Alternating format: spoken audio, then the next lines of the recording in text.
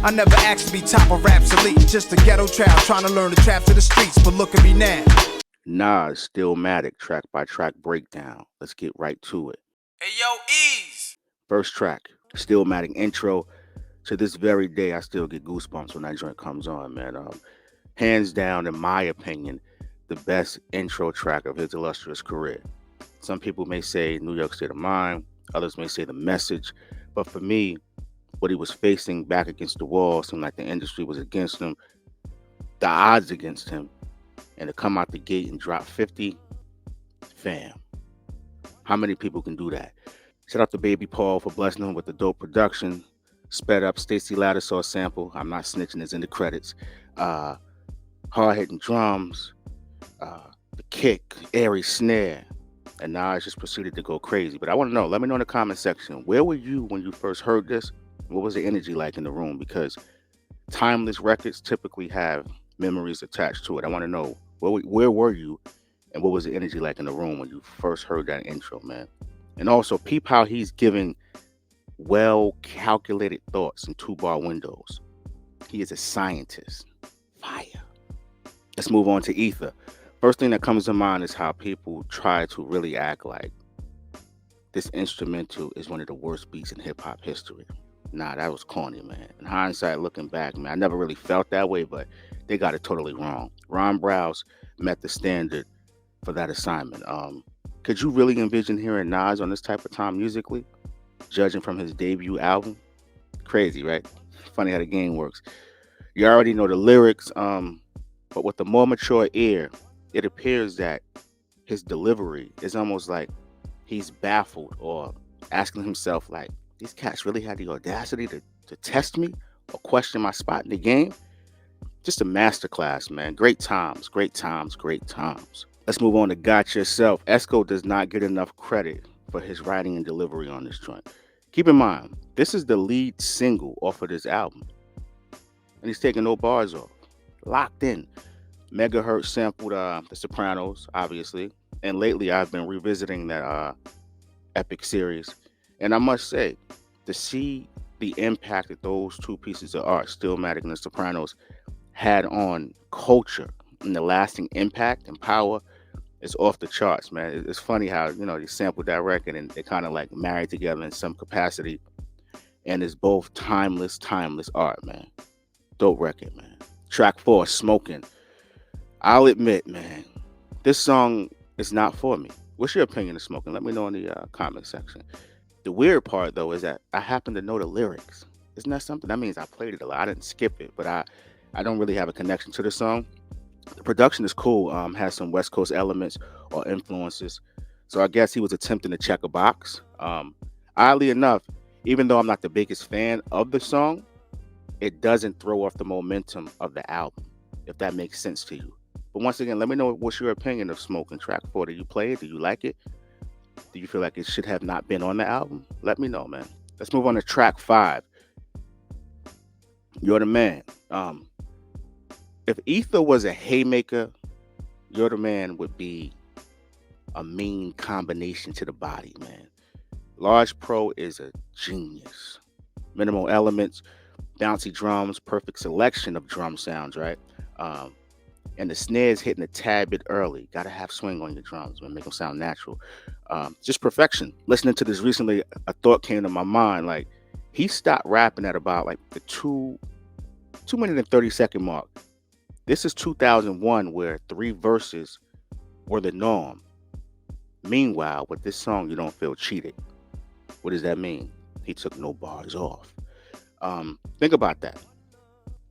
Not to mention an epic opening line. He has many of those, man. It's just a great song. He would also revisit this instrumental on a Joe song entitled Get to Know You on the 2007 album Nothing Like Me, produced by Tim and Bob. So it's funny, he rhymed over the same instrumental twice. Fire. Rewind. Yes, sir. This is what makes him different. When we start speaking about GOATs and the greatest of all time or the best ever, we've taken those at an elite level for granted for far too long. Not everyone, but a lot of people do. And to this day, people are still attempting to overlook the display of creativity that is needed to create a song like this. Some are talented. Yes, some are very talented. But you have to be gifted to do something like this. Salute the Extra P, Large Pro, Large Professor on the boards once again. Back-to-back tracks. He did You're the Man, as I stated before. But neither one of these beats or the production isn't identical in any way. I'll say it again, he is a genius. Let's move on to One Mic. 20 years later, I'm still in amazement that this was the second single off of the album. And it got a video, a fire video at that. Artistic freedom, ladies and gentlemen. Artistic freedom. Peep the intentionality in his voice too. Starts off laid back, builds up, the aggression comes, back to being laid back. Delivery with emotion, you know? You feel connected to the record. The great Chucky Thompson was on the boards for this one. This just wasn't a beat. This was a well thought out piece of production. This is art. Plush, simple chords, drums that allow the other elements to breathe, realistic sound effects for sure. And years later, this very song, One Mic, happens to be a staple of his live show set. So, tells you all you need to know. It wasn't a prototypical single. It ended up being a second single, and to this day, he still performs it live and gets a great reaction from the audience. Second Childhood. This song aged gracefully. Oh my God. Only Primo can get away with using a slap-based preset. It still sounds good 20 years later. 3 stories in one song. Self-reflection, first verse. Second verse, dude who refused or hasn't evolved. Third verse, young lady with a lack of maturity. Just an overall quality song. Much love to the legend, the great Eddie Sancho. Provided a clean mix. All instruments and sounds have their own space. And that reverb on Nas vocals is perfection, man. Second Childhood. Where do you rank Second Childhood amongst the collaborations between Nas and DJ Premier? Let me know in the comment section. Let's move on. Destroy and Rebuild. I'm going to be honest. I remember hearing this for the first time and being so confused. Like, what is happening right now? I had no clue.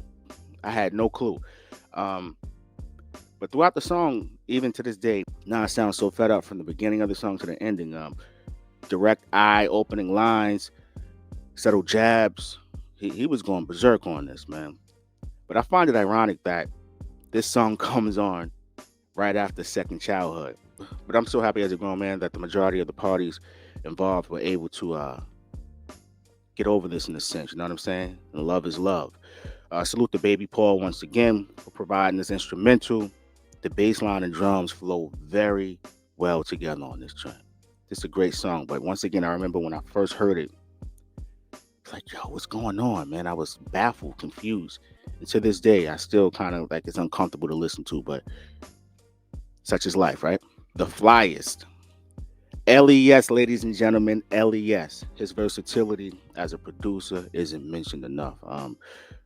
Fat snares, kicks and shakers that cut through the mix, well-placed strings, effective chords that fill up any empty space. This is music. What makes this epic is the aim and objective is very clear, at least for me as a listener, right? They just wanted to create a song, not have a bar fest. Everything is not a competition. That's why this has so much lasting and replay value, right? I believe this is the top 3 Nas and AZ collab. Do you agree? Let me know in the comment section. If not, let me know your top 3 Nas and AZ collabs. The replay value, once again, is off the charts. Anytime I press play on this, it sounds fresh. 20 plus years later. Phenomenal song, man. Shout out to Nas, AZ, LES, and I believe that's Shirlene Thomas on the hook. Yeah. Rule. Listen, man, I'm a fan of the original song that they sampled by Tears for Fears. So anytime I hear that, I let it rock. So this song is no different. I love A. Marie on this hook, man. This particular song feels like a distant cousin to Ghetto Prisoners with regards to subject matter. That last verse is mean. Direct talk and constant reminders of who's who. Track masters don't get enough credit for their drums either. We all know who they are, what they do. And a lot of people kind of like try to sweep their influence underneath the rug. But these brothers, man, brought a lot of great things to the game. Salute to the track masters. Let's move on to My Country. Silky sub bass and acoustic guitar, and the elements are placed very well. Possibly my second least favorite song on the album, behind Smokin, but it's not a bad song. But when you're dealing with such a great album or a track list like this, something has to suffer. So when I say it's my second least favorite song, this doesn't mean that this song is whack. It just means that the other ones are so great. And I don't skip it. Nas and Nation were both locked in, or Millennium Thug. I like how they took the subject matter down different lanes, just creativity, just having fun with the writing, man. That's what makes Esco different, man. He always going to come from a different perspective. Creativity, right? One singular focus in a sense, right? Like to make sure that the listener has a great experience with the music, man. What goes around? What an organic, enjoyable piece of art. Listening to it 20 plus years later, right? I must say, it sounds like Nas is rapping during a jam session with a band. That's how organic it feels, man. This is a great record. Shout out to Salam Remy. He's a glue guy, man, meaning that you put him on the album, those records that he puts on the album, if you take them away, the album is not the same.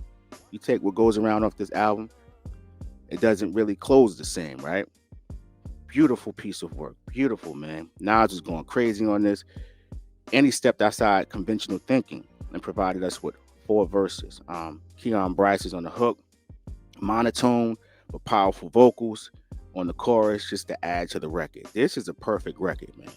This is a perfect record. Do you agree? Let me know. Let's move on to Every Ghetto. Most songs coming on after What Goes Around wouldn't stand a chance. But this is not the case. And not to say this is a better song, but it actually works. Every Ghetto, it has like a mixtape feel. It's a hybrid. It has a mixtape feel, but it still feels polished enough to be on an album. It's also like a combination between the 3 songs that preceded it, right? Like Rule, My Country, and What Goes Around, in the sense that it's socially conscious, but it has that block element as well, too. That's what I mean by hybrid. It's checking 2 different boxes. Once again, shout out to LES on production. Blitz was on that song as well. Every Ghetto, man. My biggest takeaways after listening to Stillmatic recently, flawless sequencing. They could have not, there's no better way to sequence this album. They got it perfect. You cannot move a song here and there or rearrange it and make it a better album. The sequencing is flawless. And I love the subtle build-ups and emotion and content from Rule to My Country to What Goes Around. Also, the production is A1, and it feels as though they were or Nas, or even the guest artists on him were very intentional about making great songs. That's what makes this album so good, man. Because sometimes you can go back and listen to certain albums, you have the classic verses, but the hooks are whack, or these were great songs where every element meant something, man. Choruses, mixing, guests featured on the correct songs, sequencing. Stillmatic, ladies and gentlemen. Let me know what you think in the comments section, man. Where do you rank Stillmatic and Nas's discography? Let me know. It's your man Eeze at TheEezeExperience. I appreciate all y'all out there. Go get your shit. Hey, yo, Eeze.